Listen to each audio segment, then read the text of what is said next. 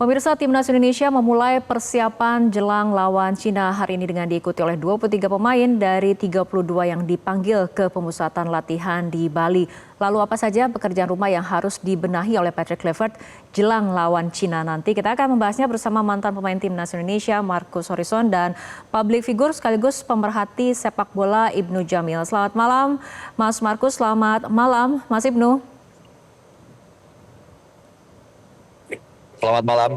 Ya, saya akan ke Mas Marcus terlebih dahulu. Mas Marcus, informasi terbaru Patrick Kluivert memanggil gelandang serang Persib Beckham Putra untuk menggantikan Septian Bagaskara yang sedang cedera. Bagaimana respon Anda?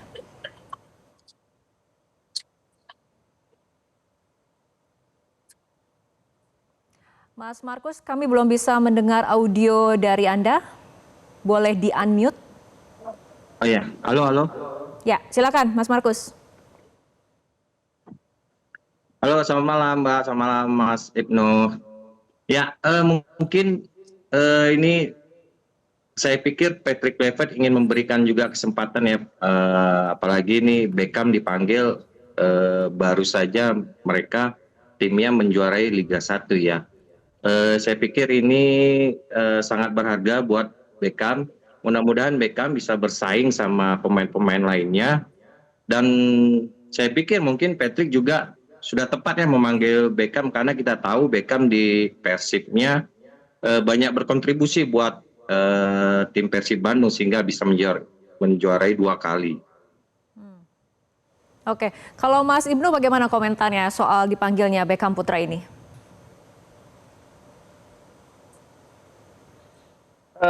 Kalau buat saya, pertama-tama saya mengucapkan congrats untuk Beckham akhirnya bisa masuk dipanggil untuk timnas senior.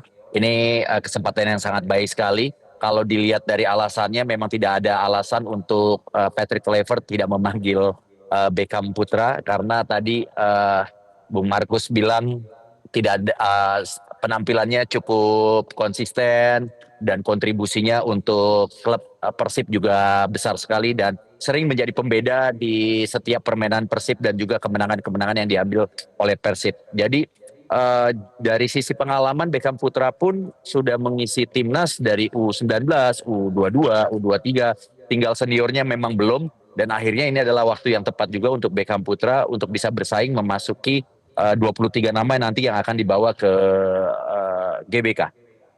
Oke, saya akan kembali ke Mas Marcus. Kita berbincang mengenai gawang Timnas Indonesia melawan Cina. Gawang Timnas ini tidak akan dikawal oleh Martin Paes yang terkena akumulasi kartu kuning. Nah, menurut Anda, apakah ini akan menjadi jalan bagi Emil Audero untuk debut di Timnas?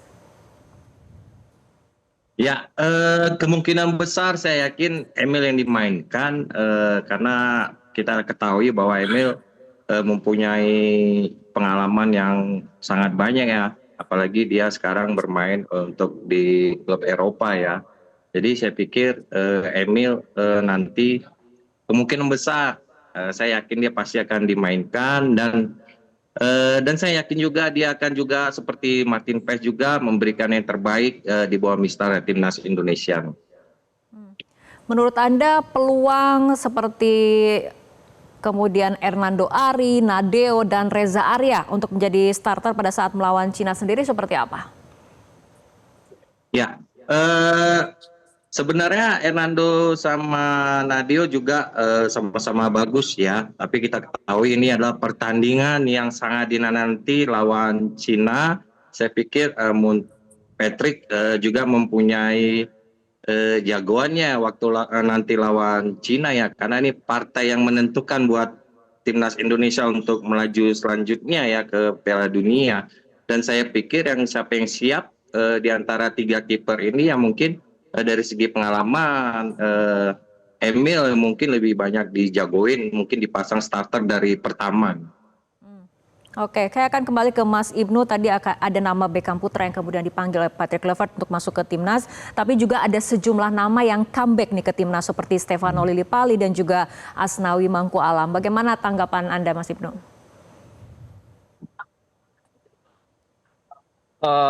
Ya memang pemain-pemain ini yang memang layak untuk mendapatkan kesempatan kalau kita lihat dari performa mereka di klubnya masing-masing. Dan memang kan beberapa punggawa timnas mengalami masalah, ada yang mulai dari akumulasi kartu, lalu juga ada masalah kesehatan. Jadi memang ada beberapa sektor yang harus ditambal dan pemain-pemain ini memang tidak diragukan lagi untuk bisa memperkuat sektor-sektor yang bolong yang akan formulasikan oleh Patrick Kluivert. Jadi Stefano Lillipali, Stefano Lillipali juga sudah lama tidak membela timnas dan mudah-mudahan ini bisa menjadi ajang pembuktian karena memang banyak juga yang meragukan atau mempertanyakan status Stefano Lillipali ketika tidak mendapatkan panggilan untuk timnas yang sebelum melawan China ini. Jadi ini bisa jadi ajang pembuktian dan mudah-mudahan juga nanti Asnawi bisa kembali bersaing untuk bisa mendapatkan tempat di 23 pemain yang akan dipilih oleh Patrick Kluivert. Oke, Mas Ibnu, dari pandangan Anda sendiri sebetulnya apa sih PR dari Kluivert yang harus dibenahi jelang melawan Cina nanti?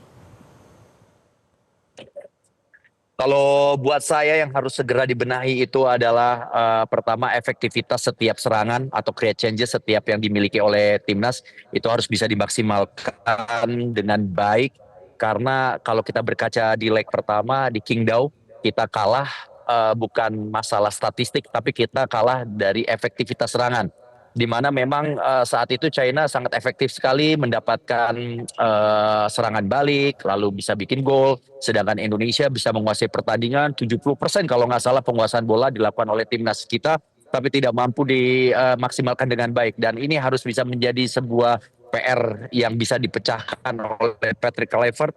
Pertama adalah efektivitas, lalu juga penguasaan bola mati dan pertahanan ketika menghadapi serangan balik. Itu sangat penting sekali. Dan saya yakin nggak tahu kenapa China pasti tidak akan bermain indah. Dia tidak akan mengambil inisiatif serangan. Dia akan lebih banyak menunggu seperti di leg pertama di Qingdao.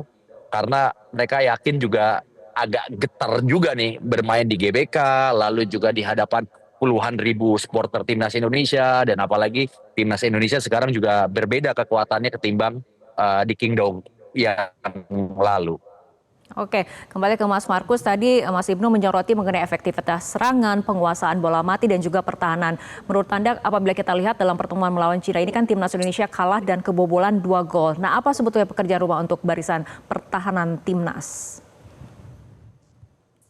Ya, saya pikir ya pekerjaan rumah timnas Indonesia ini emang sangat berat ya, walaupun kita main di GBK ya sebagai tuan rumah. Tapi apa yang dibilang Mas Ibnu tadi, Cina ini mempunyai kekuatan yang hampir merata dengan taktik dan strategi mereka menunggu dulu di bawah. Begitu ada kesempatan mereka langsung mulai menyerang dan menciptakan gol waktu pada pertandingan pertama di Cina. Dan ini terbukti, kita ketahui tren-tren sekarang defense to attacking ini udah mulai viral ini ya. Maksud saya viralnya begini, Mbak. Ada beberapa tim yang melakukan seperti defense to attacking ini, kita contohkan misalkan Inter Milan, Argentina waktu juara kemarin. Kita lihat kemarin baru-baru ini pada Champions Inter Milan bagaimana defending attackingnya dia sangat sempurna. Nah ini yang tren ini yang harus diwaspadai sama timnas Indonesia, jangan sampai kita keasikan menyerang tetapi pertahanan kita dilupakan. Itu yang harus diantisipasi buat Coach Patrick ya. Mudah-mudahan mereka sudah bisa menonton video dan membaca permainan timnas Cina ya. Itu saya pikir.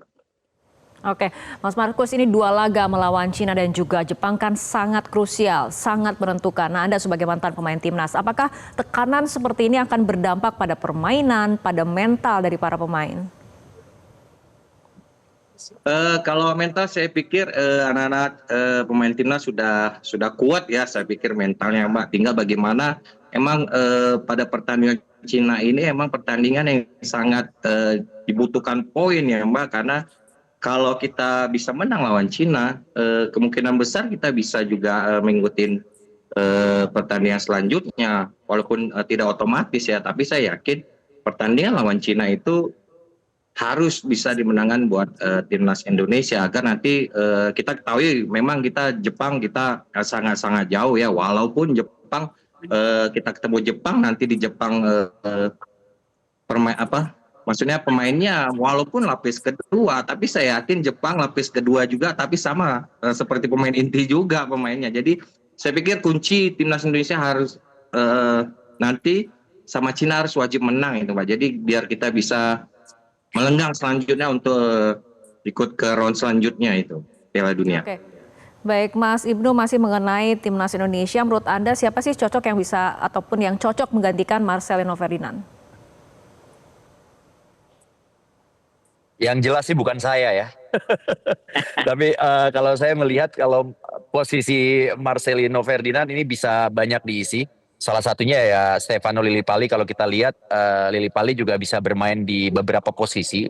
Tipe pemain versatile seperti ini harusnya bisa dimaksimalkan. Lalu juga ada Egy Maulana Fikri. Mungkin yang bisa membantu juga kalau kita melihat Egy cukup konsisten juga penampilannya bersama Dewa United di Liga 1 season kali ini. Banyak juga memberikan kontribusi yang sangat berarti. Ya bisa, lalu ada selain Lillipali, ada Egy, mungkin ada Ricky Kambuaya.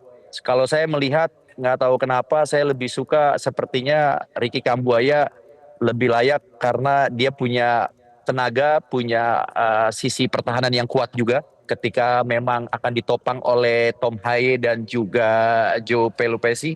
Ini akan menjadi sebuah kekuatan yang harusnya bisa dimaksimalkan dengan baik oleh Patrick Kluivert. Tapi kita nggak pernah tahu. Mungkin juga bisa jadi Emiliano Reinders mungkin bisa juga untuk mengisi kekosongan yang ditinggalkan oleh Marcelino. Tapi kalau buat saya, siapapun pemainnya nanti, saya yakin pemain ini adalah pilihan yang bisa dimaksimalkan dengan baik oleh Patrick Kluivert, dan pemain ini semaksimal mungkin juga akan mengeluarkan kemampuan terbaiknya. Oke, kita berharap timnas Indonesia bisa memetik hasil bagus pada saat melawan Cina 5 Juni mendatang. Terima kasih Mas Ibnu, terima kasih Mas Markus telah berbincang bersama kami malam hari ini.